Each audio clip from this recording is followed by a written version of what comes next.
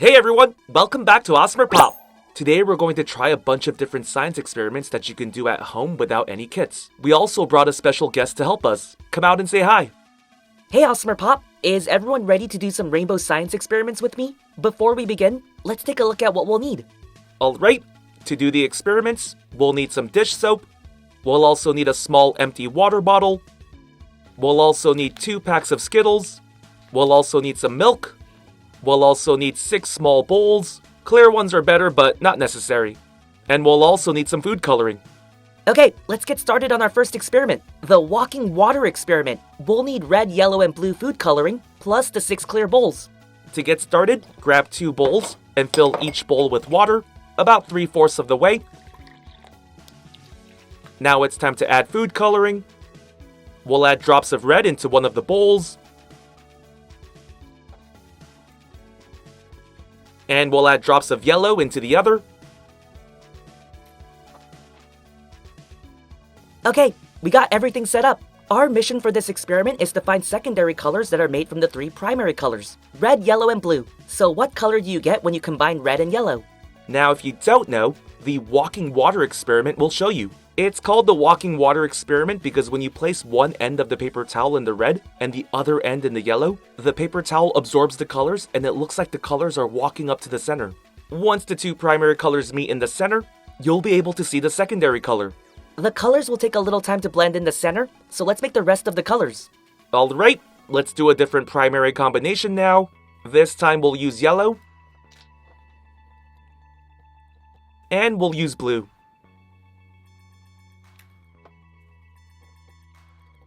Add the paper towel. Do you know the answer?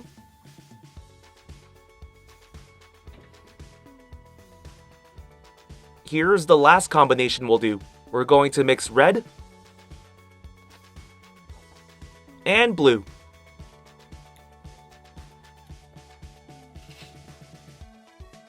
Add the paper towel.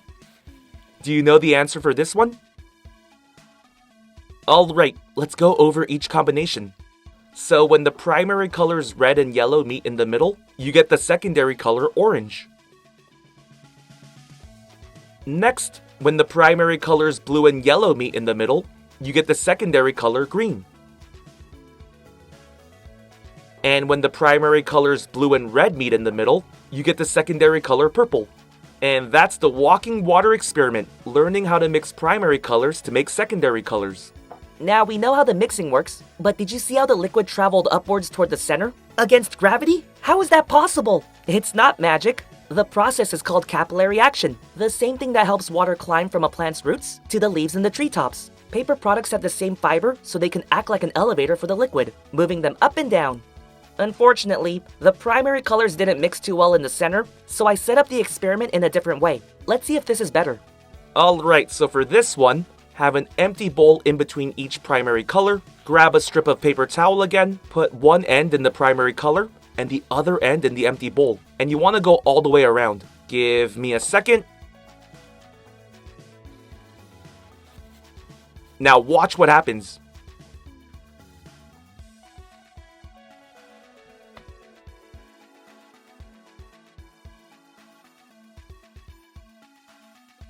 That was awesome! This time the primary colors didn't stop at the center. They went all the way to the other end. There was no force this time blocking the liquid, so it was able to move more freely, filling up the empty bowls. Let's take a closer look. Here's the primary color red. Here's the secondary color orange, which is made by combining red and yellow. Here's the primary color yellow. Here's the secondary color green, which is made by combining yellow and blue. Here's the primary color blue. And here's the secondary color purple, which is made by combining blue and red. That was really awesome! Just by using primary colors and paper towels, we were able to watch the liquids travel and create secondary colors like orange, green, and purple. Now let's move on to another experiment. This next experiment is called the Skittles Rainbow Experiment. You're going to need a plate, a pack of Skittles, and warm water.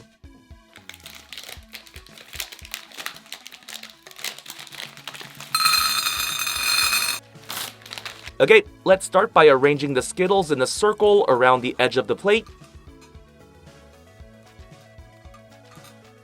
Try to make a pattern if you can. As you can see, ours goes red, orange, yellow, green, and purple. Okay, everything is ready now. Now we just need to pour warm water into the center of the plate. Pour enough to cover the bottom of the Skittles. Now watch what happens.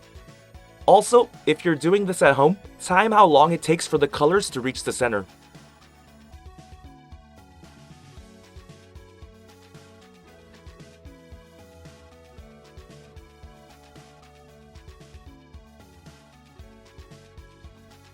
Whoa! Now that is a work of art. Look at those streaks.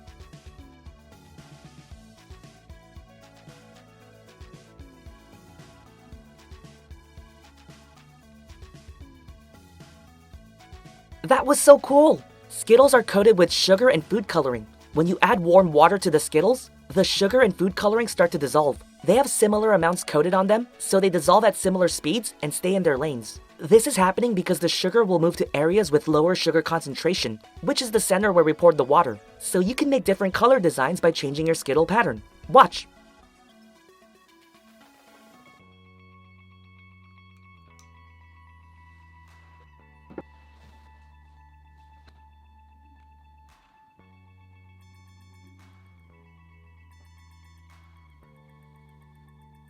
Wow, look at that!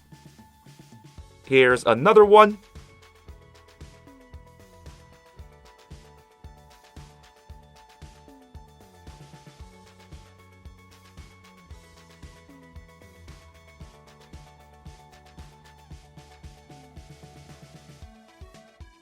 Was that a science experiment or a work of art?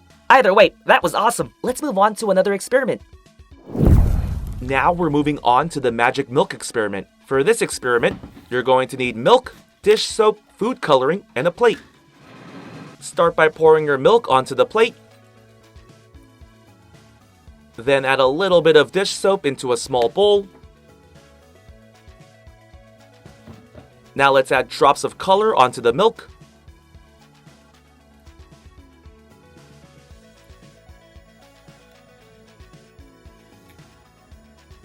Now grab a Q-tip and cover the cotton with soap. Now watch what happens when this dish soap touches milk. Whoa! Doesn't it look like someone's blowing at the milk? Almost seems like the colors are dancing. It's magic! Just kidding. The key to the dancing colors is obviously the soap. Soap molecules have two ends, a water-loving end and a water-fearing end. Now milk is a mixture of water and fat, which is water-fearing. So when you add the dish soap, it's separating the water and the fat, which makes the milk move like that.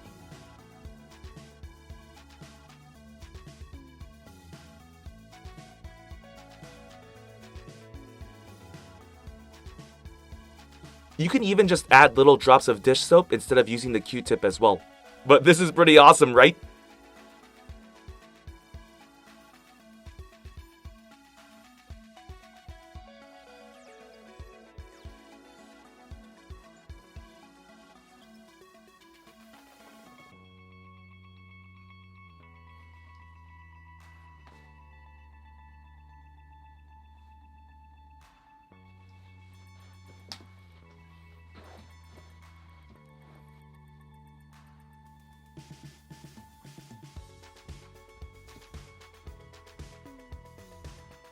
So basically, milk has a love-hate relationship with dish soap, and that relationship can create a colorful work of art. Let's do one last experiment.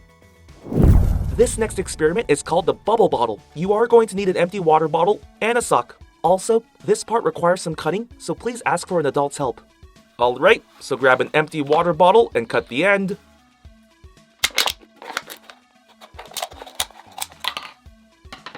Perfect. Now if you have a small sock, you can just skip this part and cover your bottle with your sock. If you have a longer sock like me, cut it to match the size of the bottle. Now let's cover our water bottle. Now fold your sock and show the neck of the bottle. Use a band to keep the sock in place. Perfect. Here's our makeshift bubble maker. Now bring out a cup of water and add 2 tablespoons of soap. And mix this up.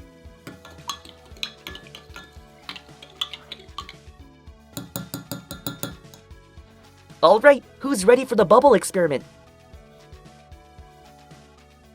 Just dip the end like this and blow out. Alright, Chase, go for it.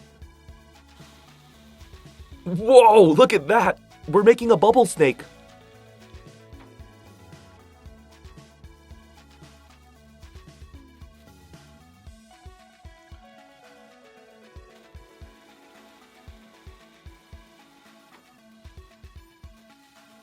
Watch out, Summer! Bubble snakes are going to take over soon. Now let's turn it up a notch.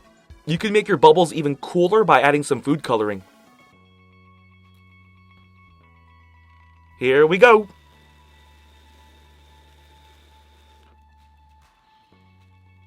Look at those colorful bubbles!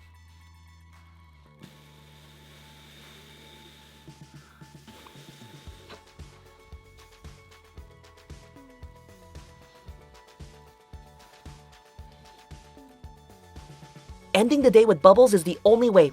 It makes me so happy. I'm so glad I got to do these home experiments with you. Give them a try and let me know how it goes. AWESMR Pop fans! Thank you so much for watching. We can't do this without you. If you're new to the channel and became a fan, click that subscribe button for more awesome stuff. And if you want to be the first person to watch our next video, hit that notification bell to have a chance. See ya!